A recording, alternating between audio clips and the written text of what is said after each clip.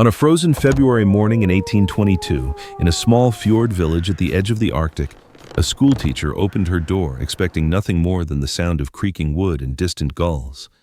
Instead, she found a boy waiting for her, his eyes glimmering like mirrors under the pale moon pupils, shifting shape as if alive. He spoke in a tongue no one had ever heard, a language built on impossible numbers and rhythms, a language that should not exist. Who was he? A lost child? A messenger from another world? Or something far more unsettling? Before we reveal what happened that winter in Skarnesfjord, tell us in the comments, what do you believe this boy really was? The winter of 1822 pressed down on Skarnesfjord like an iron hand. Snow draped the wooden cottages in smothering silence, piling high against doors until families carved narrow tunnels just to breathe.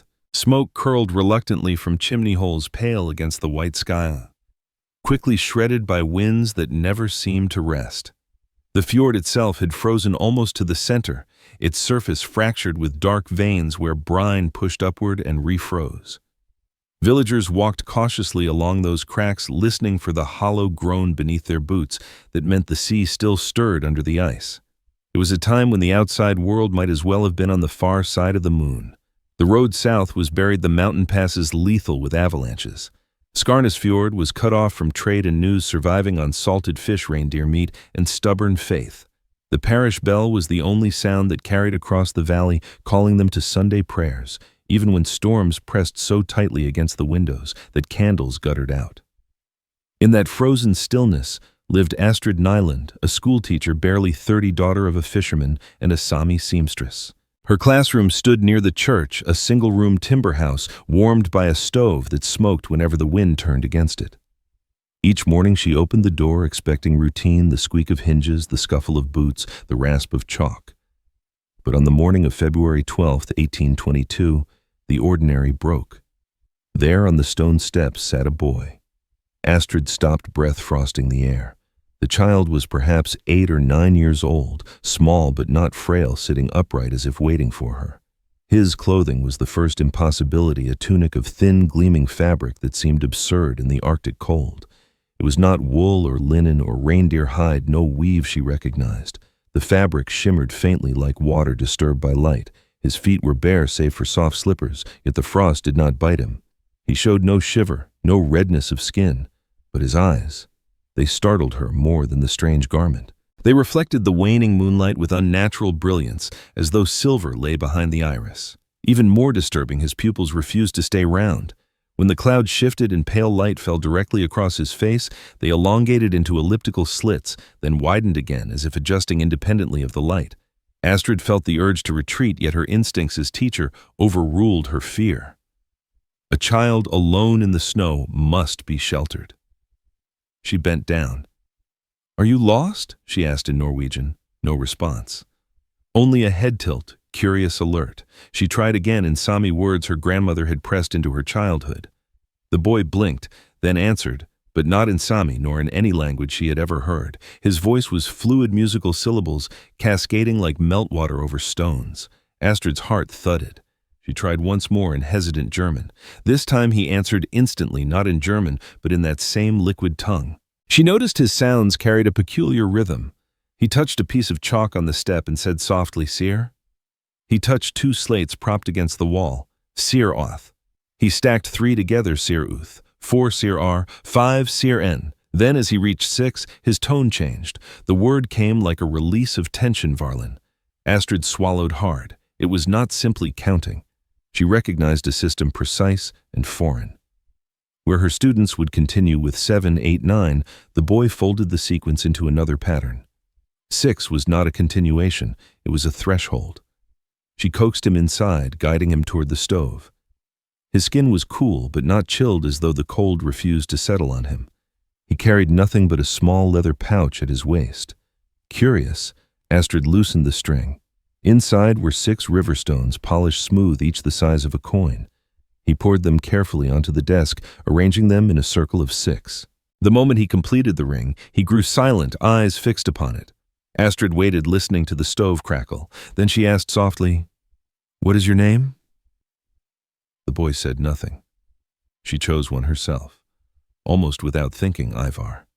It was common enough in their parish, but something in her insisted it fit, as though the sound itself had been waiting for him. When she turned to fetch bread, a low tremor startled her. Outside, the church bell tolled once. She froze.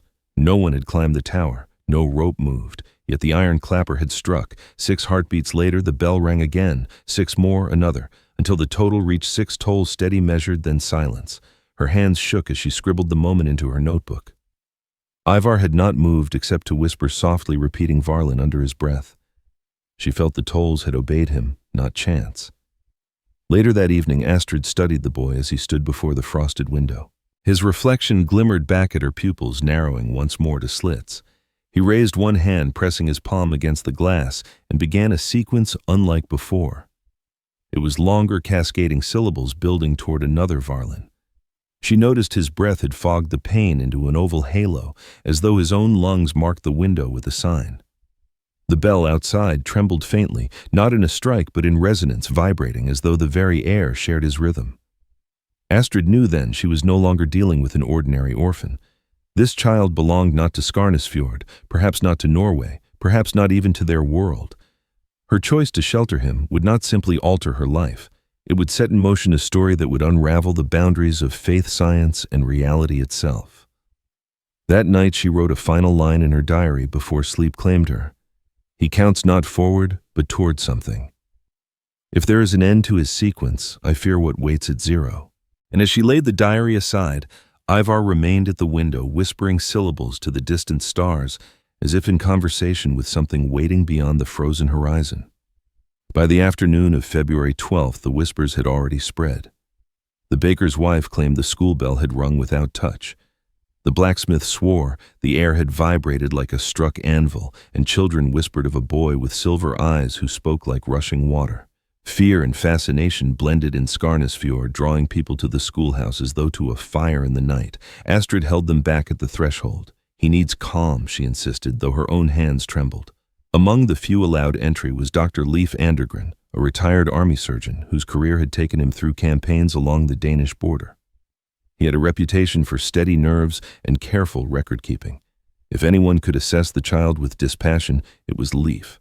He carried his leather satchel, its brass buckle scratched and dull, and a notebook in which his handwriting marched in tight, disciplined rows. Inside, the stove fought valiantly against the cold. Oil lamps cast yellow cones of light, throwing tall shadows across the timber walls. Astrid noticed at once how Ivar's pupils shifted again, contracting into ellipses whenever lamplight flared. The effect was unsettling, like watching a creature built for a different environment, attempting to adapt to theirs. Leif placed his stethoscope gently against the boy's chest. He paused, his brow tightening. "You must hear this." He beckoned Astrid close. Together they leaned in, and what she heard froze her more than the winter air. Not the steady lub-dub of an ordinary heart, but a pattern of 3 pairs each, phase distinct yet flowing into the next. 6 pulses, then a deliberate pause before the cycle began anew. Ta-ta-ta-ta-ta-ta, rest. Leif timed it with his pocket watch, noting that the hesitation between the 4th and 5th pulse was precisely measured, almost as if the heart followed a code rather than biology. A 6-phase cadence, he murmured. If a heart were a clock, this is how it would keep time. Next, he examined the throat. With a lamp angled beneath the chin, he observed structures no textbook had prepared him for: delicate bands of muscle crossing the vocal folds, reinforced by small cartilage ridges. They shimmered slightly as the boy breathed. An apparatus built for resonance, he whispered. He could produce registers beyond human range. Astrid bit her lip. He sings with his throat alone. Leif did not smile. He pressed along the skull fingers, tracing subtle ridges above the temples.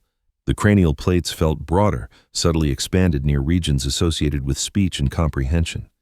He noted each observation in his book, the pencil scratching furiously. "Speak," Leif prompted gently. Ivar lifted a piece of chalk and touched a slate.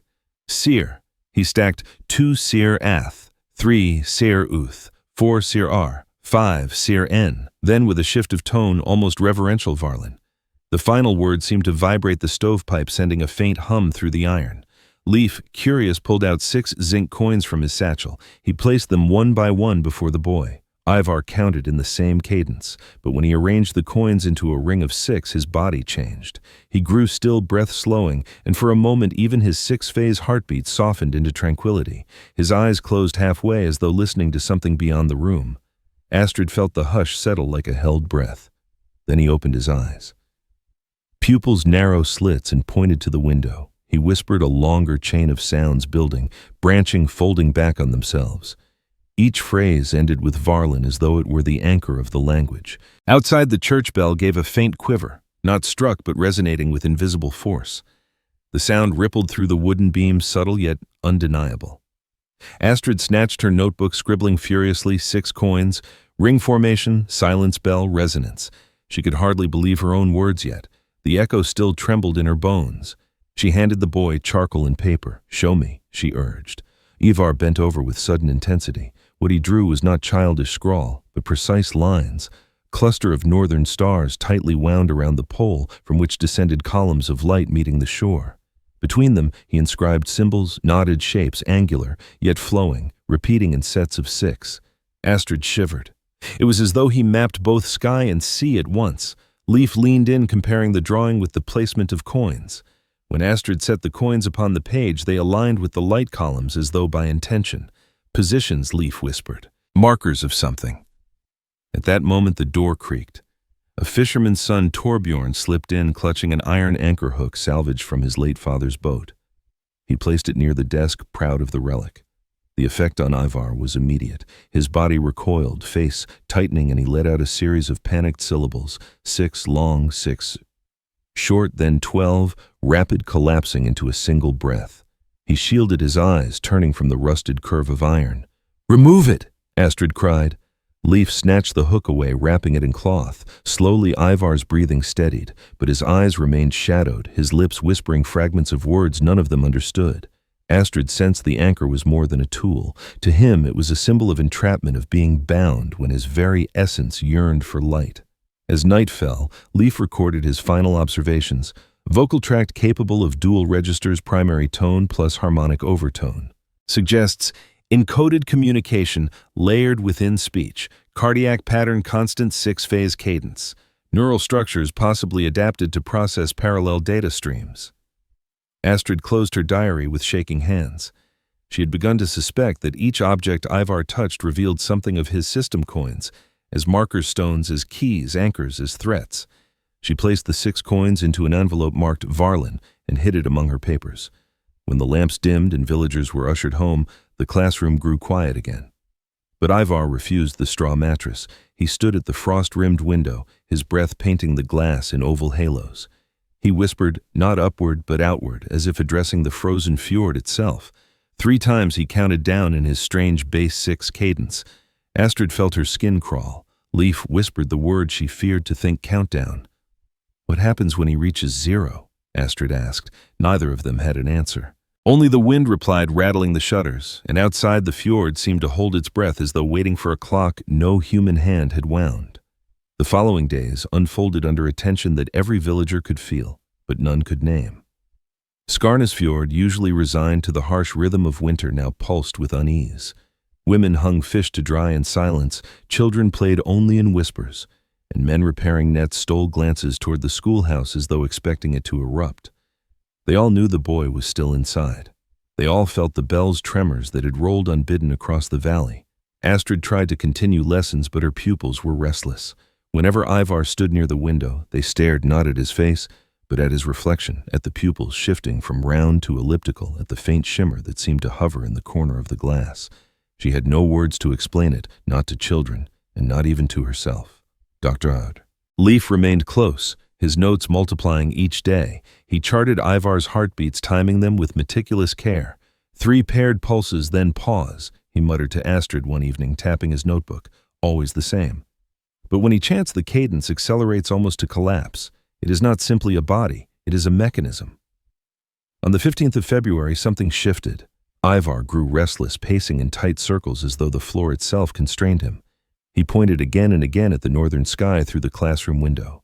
His whispers grew louder, sequences of 6 syllables repeated with increasing urgency. Villagers passing outside swore they heard chanting like waves breaking against stone. That night Astrid counted along with him, hand trembling as she traced each beat on the table. 6 heartbeats per phrase, 6 phrases in sequence, then silence before he began again. Leif frowned. It is not random. He is building toward something marking time, like a clock striking hours. 2 days later the answer came. The fjord darkened as clouds massed with unnatural speed. Winds rose not in gusts but in surges that seemed timed, each blast separated by steady intervals. By evening, snow fell so heavily that villagers could not see beyond a few feet. Windows rattled, chimneys roared, and by nightfall, Skarnesfjord was buried beneath a blizzard fiercer than any in living memory. For 3 full days, 72 hours, the storm raged. Roofs cracked under the weight, reindeer collapsed in their pens. Families huddled inside, praying aloud as winds shrieked like voices in the rafters. But above all, it was the sky that terrified them. Curtains of green and violet light unrolled across the heavens, not as gentle waves, but as precise pulses. Astrid, clutching an hourglass, began to count. Every flare of the aurora came exactly 6 minutes apart, unwavering. Her chest tightened. "It is his rhythm," she whispered to Leif. "The storm is keeping his time." Inside the schoolhouse, Ivar stood rigid before the window face, pale yet resolute. He did not eat, did not rest. He whispered with each pulse of light voice, laced with overtones so strange they seemed to come from metal rather than flesh. At times the pitch climbed until the stove itself rattled. At others the tone sank into a hum that vibrated the very floorboards. The church bell, immobile in its tower, began to throb faintly, not with strikes, but with resonance answering each auroral wave with a low, mournful tremor. The sound passed through the walls of every house, through every chest, like the measured thrum of some colossal heart. Families clung to each other, terrified, whispering prayers.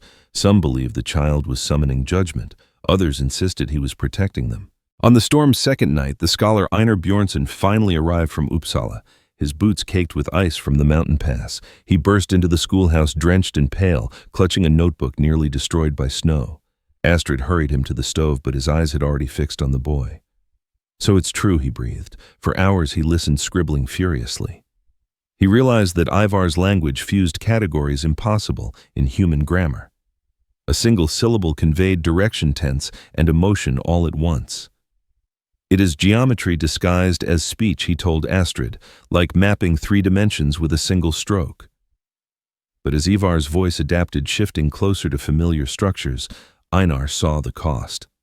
The boy trembled, his 6-phase heartbeat stuttering dangerously at the 4th and 5th pulses. His body seemed strained by the effort of making his language comprehensible to human ears. By the 3rd night, villagers whispered that the storm itself was listening to him. Sami elders spoke in hushed tones of the child of the light pillars, a figure from old tales who appeared when the sky blazed with fire, guiding some and damning others. Mothers pressed crosses into their children's palms, while fathers sharpened knives, unsure whether they faced miracle or curse. Astrid remained at Ivar's side, one hand gripping his shoulder.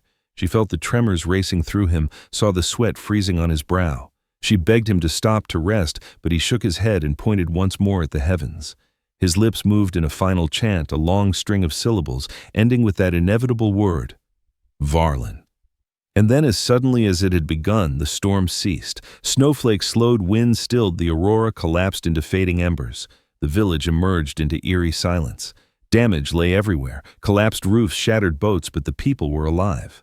Ivar sagged against the window frame, chest heaving. His eyes flickered with exhaustion, yet still they shone with unnatural light. Astrid pressed water to his lips. Leif touched his pulse, weak but still the 6-phase rhythm.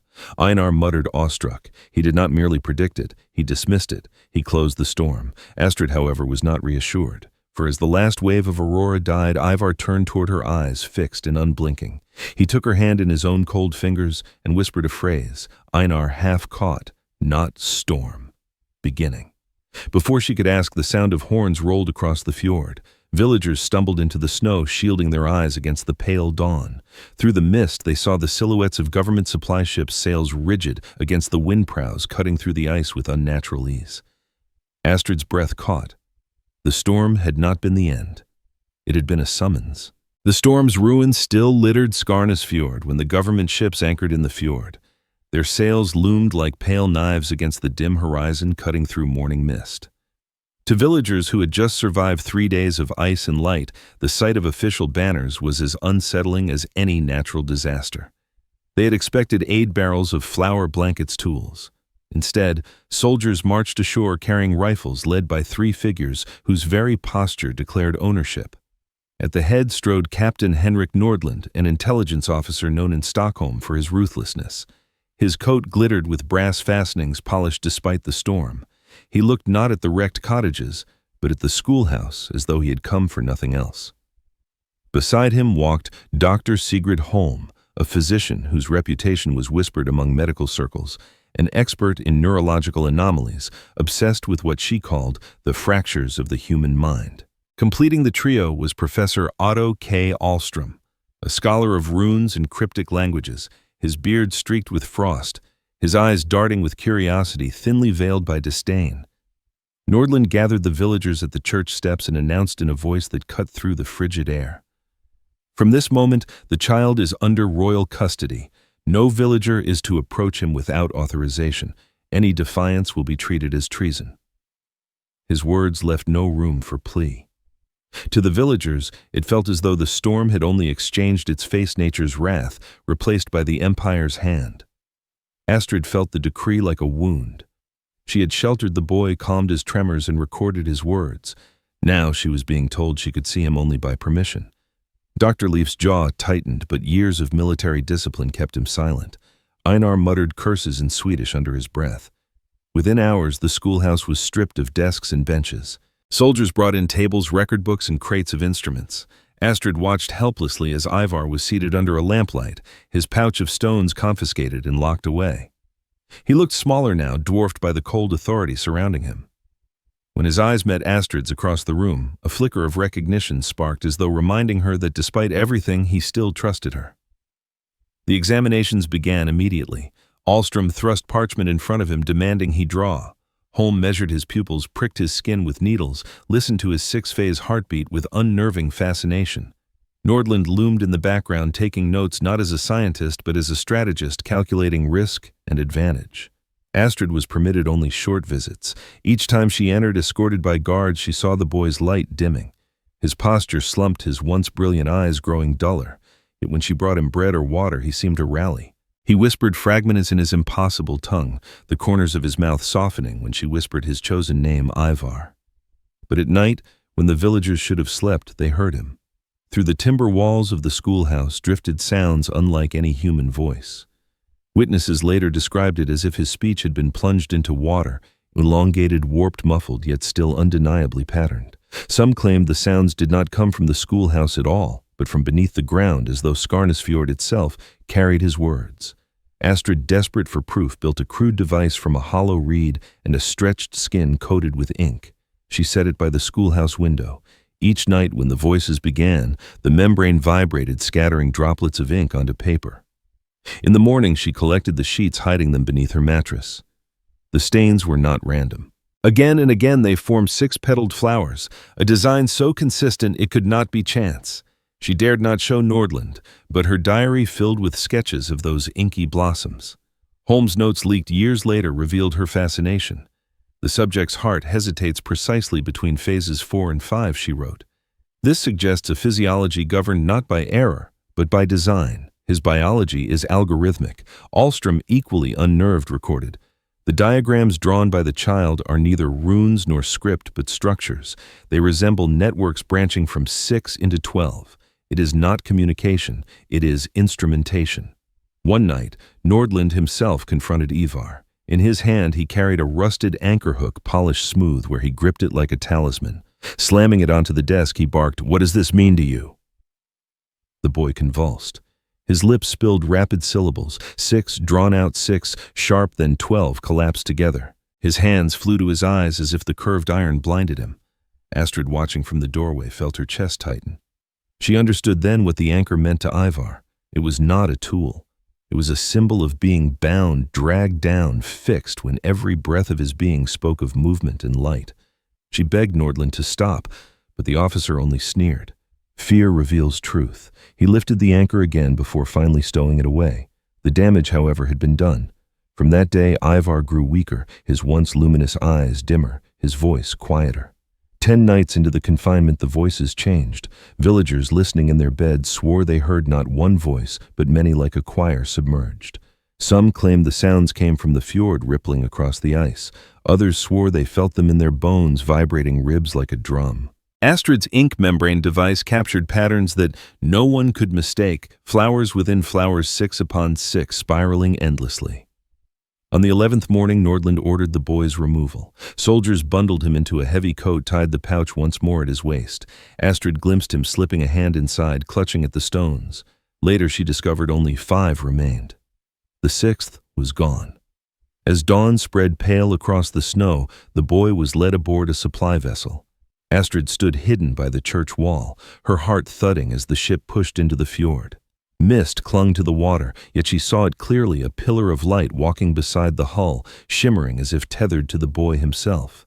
Fishermen swore they saw shadows pacing along the waterline, human in form, but moving with a gait that defied nature. The vessel slid into fog, silent, its ripples swallowing the reflections of church and school alike.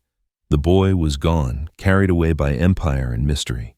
Yet Skarnesfjord had not seen the last of him. Astrid knew it in her bones. For that night, standing on the deserted shore, she heard a whisper curling across the frozen water. Soft, broken, but still familiar, Varlen. The official record sealed in Stockholm's archives would later state that the boy had been transferred to appropriate medical facilities for continued observation. But in the years that followed, sailors and deserters whispered a very different story, one that pointed not to a hospital, but to a deserted silver mine carved deep into the mountains of Troms. The tale reached Skarnesfjord in fragments. A merchant repeated the words of a half-drunk guard discharged without explanation. A fisherman swore that in Tromsø he had met a soldier who could not sleep because he still heard chanting in his dreams. Piece by piece, the truth formed a darker picture. The boy had been hidden, not healed. One man eventually confirmed it, Johan Markussen, a former naval watchman who arrived in the north after abandoning his post. In a smoky tavern, he told Astrid Leif and Einar what he had seen. His hands shook as he described the iron-lined chamber inside the abandoned mine. They thought iron and lead would silence him, he said, staring into his mug. But his voice slipped through stone as though the walls were paper. Markussen claimed that when Ivar spoke, lamps flickered blue and compasses spun wildly, their needles refusing north. The air itself seemed to hum. It wasn't just sound, he said. It was pressure. You could feel it in your teeth and the bones of your skull. The soldiers tried to contain him, but each morning new markings appeared on the chamber walls. They weren't scratches or graffiti, but precise symbols arranged in clusters of 6 glowing faintly in torchlight. At first, they scrubbed them away. By dawn, the markings had returned, doubled in number. Within weeks, entire corridors were veined with sigils curling upward like ivy etched by invisible hands. The mine was alive, Markussen whispered, as if it were learning his words. On the night everything changed, the boy's chanting shifted. Markussen was on watch outside the door when he heard the sequence, slow, deliberate numbers in that strange base 6 system. He realized with horror it was a countdown. With each phrase, the boy's heartbeat thudded louder against the iron, audible even through the door. 6 steps down, 5, 4. When the final syllable left his mouth, the mine shook. A column of light burst upward from the shaft, blinding white, piercing the snow clouds above. The soldiers screamed, some dropping rifles, others clawing at their ears. Instruments shattered, lamps exploded. Markussen swore he saw the iron door glow red-hot from within. And then silence. When they forced the door open, the chamber was empty. The boy was gone. Only the pouch of stones remained, except that one was missing. 5 lay in the dust. One had vanished. Panic spread through the camp. Officers barked orders, but fear gnawed the men into disorder. By dawn, the mine was evacuated, sealed and abandoned. They told us never to speak of it. Markussen said, his eyes dark with memory. But silence doesn't stop what you've seen. Years later, Astrid Leif and Einar followed the trail to the abandoned site. Snow half buried the entrance timbers, sagged with age, but when they entered, the air still carried a faint metallic tang. Their lanterns revealed walls etched with the same impossible sigils. Hundreds of them, thousands, some curled into spirals of 6, others stretched into lattices of 12. Astrid's lantern flickered across something smaller, handprints no taller than a child's chest pressed in soot against the wall. At the center of the prints lay a circle of charcoal in which 5 stones were embedded. The 6th space was empty, a hollow waiting to be filled. Her throat tightened. He took it with him. She traced the gap with trembling fingers. It was not absence, it was intent. Einar bent low, studying the arrangement. "It is a lock," he murmured. "The missing stone is the key. Without it, the pattern waits incomplete." He overlaid Astrid's collected ink flowers, those 6-petaled stains captured by her membrane device, upon the circle. The alignment stunned them. The petals pointed directly to ports and harbors of the northern world. Tromsø, Hammerfest, Reykjavik, even further to Dublin and beyond. It was a map disguised as geometry. Leif swallowed hard. He's marking where he will go, or where he has already been. As they turned deeper into the tunnel, Astrid froze. The silence was not empty. A faint vibration rolled through the stone, subtle but present, like a string plucked somewhere in the dark. Then came a whisper, soft liquid curling around their lantern light. It was not words they could parse, but the cadence was unmistakable. 6 syllables. Then 6 more. Then 12 collapsed together. Einar's hand shook so badly the lantern nearly fell. "He is still here," he whispered. "Not the body, the voice." They fled before dawn, the markings glowing faintly in their memories long after their lanterns had died. Astrid wrote in her diary that night, "He did not die in the mine. He escaped, and he carried the 6th stone with him." In the years that followed, reports would confirm her dread.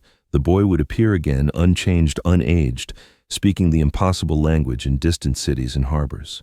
He would be seen among strangers, leaving only tremors and glass sigils on walls and whispers in dreams. The mine of echoes had not swallowed him. It had merely amplified him. Rumor does not travel in straight lines. It rides the wakes of ships, slips through tavern doors with cold air, and lingers in letters no one dares to send. Between 1823 and 1849, a mosaic of such rumors gathered around the North Atlantic, a boy with mirror-bright eyes stepping out of fog at harbors, speaking in a tongue that set wineglasses trembling on wooden tables. A small figure spotted on quaysides from Tromsø to Hammerfest, from Reykjavik to Dublin, who moved like a thought and vanished like a dream. No report was long, but everyone carried the same fracture of the impossible. He did not seem to age. Sailors swore the boy they saw in 1848 was the same child some had glimpsed in 1823. No taller, no older. The same oval reflection in his eyes, the same hush that followed when he whispered that anchor word like a weight at the end of a chain, Varlen. One merchant's account from Reykjavik spread because of its banality. He had been tallying cod barrels in a crowded tavern when the boy asked for water. The man waved him off until he noticed that every glass within arm's reach had begun to ripple, concentric rings racing the rims in perfect unison. The sound, if sound it was, came through the wood, he wrote later. My teeth ached like I had bitten ice. The boy spoke and the room answered. At his feet, chalk patterns appeared by morning 6-point sigils, not etched with a hand, no grooves or scratches, but as if the surface remembered the shape and brought it up from within. The most devastating testimony came from 1848 in Tromsø, recorded by Pastor Lars Ostby, a gentle scholar of Old Norse verse who kept a small notebook of words he deemed too fragile for sermons. Famine had driven families to the whaling port. Ostby brought bread and blankets to the dockside shelter where the air smelled of oil and salt and unwashed wool. Among the exhausted stood a child whose clothes were inexplicably clean, whose posture held a composure the pastor associated with grief more than pride. When Ostby asked his name, the boy replied in a language the pastor did not know yet somehow understood. It is like reading handwriting you have never seen, but hearing your own voice, he scrawled his ink blotting with haste. For hours the boy spoke, and Ostby listened. The language folded direction, time, and feeling into single units, the way a musician might place melody and harmony on one line. When the child said a word that meant north, the pastor felt cold on his cheek and smelled brine. When the child said a form of yesterday, the air turned heavy with the weight of unsent letters. The pastor realized these were not words so much as operations, a calculus performed on the fabric of awareness. That night, Ostby dreamed he stood beneath a low winter moon while the boy arranged 6 river stones in a ring at his feet. The boy taught him the sequence, Ser, Sier, Oth, Ser, Uth, Ser, Ar, Ser, En, Varlen. The old fear of childhood falling through ice rose in him, but with it came conviction. This language was not only to describe, it was to do. In waking hours, the child told him of places that exist between moments of people who walk along light pillars, unseen of a gathering that would bring those pillars into one lattice where the sea stands still and the sky breathes.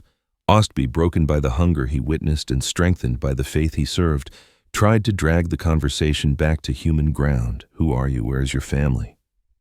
But the boy's answers leapt ahead, folding back upon themselves the way the aurora curls and doubles. He spoke of the pastor's childhood terrors, his secret doubtings, the prayer he had buried 30 years ago under the church floorboards and never mentioned to anyone living. The pastor wrote afterward with trembling hand, "I was read not my words but my marrow." I would accuse him of cruelty if I could call what he is by any human vice. 3 years later, in 1851, Ostby was found dead in his study. No bruise, no lesion, no blood. Only his face told the story, eyes wide, lips slightly parted, the expression of a man who had seen more than his theology allowed. On the walls around him, written in a script that had never passed through his hand, were hundreds of symbols, the same six-limbed lattices Astrid had once pressed between her diary pages, the same pattern that had blossomed from her ink membrane device, the same geometry curling through the abandoned mine. Then came the quiet. By 1850, sightings of the boy diminished, and after Ostby's death, they stopped altogether. Silence, which for most stories means the end, became here merely the interval between measures. Behind the sealed doors of Stockholm's ministries, the Commissionen for Lingvistiska Avvikelser compiled a ledger thick enough to stop a musket ball. In those pages, clerks recorded episodes of linguistic seizure, scholars and commoners alike, who after fever or electrical experiments or brushes with death spoke in threads of the impossible tongue. Professors woke from delirium and solved problems they could not state in their native speech. Wounded soldiers muttered designs for machines that would not be built until decades later. A seamstress burning with influenza whispered a phrase that described a stitch no one had taught her yet, which now appears in maritime repair manuals. Dr. Sigrid Holm offered the theory that made even Nordland's iron stare tilt with unease. "We are not dealing with a language in the ordinary sense," she argued in a report that would sleep in a red folder for a century. "It behaves as a vector, a transferable structure. Under the right heat, fever, fear, electricity, its seed germinates and replicates in the host mind, not possession, not infection, transmission. Her prescription control through secrecy would become the Commission's final act." What haunted them most were reports of dreams. A mathematician in Hanover dreamed of 6 stones arranged in a circle and woke with a new way to treat curvature, as if space itself could listen. An inventor in Copenhagen named Hans Christian Ørsted wrote privately of whispers in numbers that clarified the relation between currents and compass needles.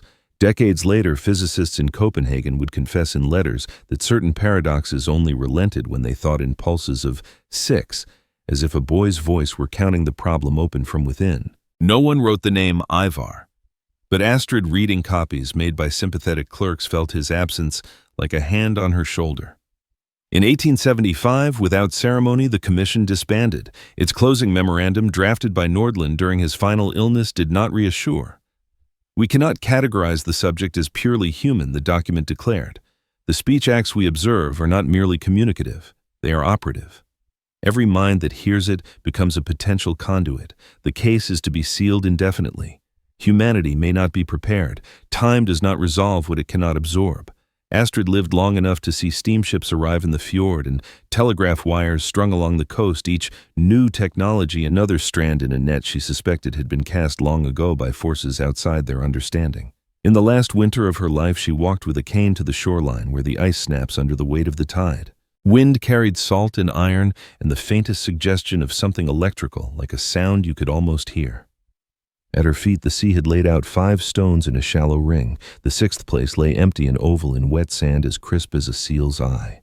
Astrid closed her eyes and listened. Far out on the water, a whisper rose, the syllables too soft to parse but full of that old rhythm. She could have sworn before the wind snatched it that it ended on Varlen.